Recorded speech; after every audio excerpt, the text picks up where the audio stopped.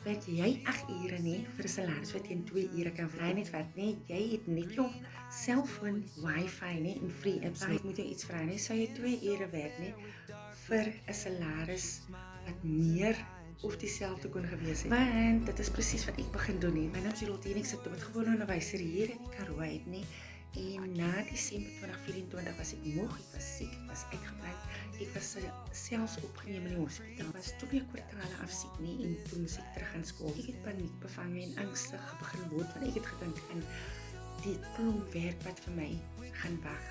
Oorlaai van werk, boeke, merk, vergaderings. Ek het net geweet nie, ek kan nie weer so ingaan nie. En toe kry ek hierdie program nie en eerlikwaar net, dit is so eenvoudig. En met 10 minute hier, nee, 15 minute daar en ek bou nou inkomste van my foon af. Niks fancy goed nie, net my foon, wifi en free. Ek werk net rondom my lewe en nie andersom nie. Ek wil jou graag uitnooi na 'n gratis klas nie. Jy doen dit van jou foon af, jy hoef nie eens jou gesig te wys. Skryf vir my gratis klas in die comments net, dan nooi ek jou uit nie. As ek dit kan doen nie, dan kan jy dit ook doen.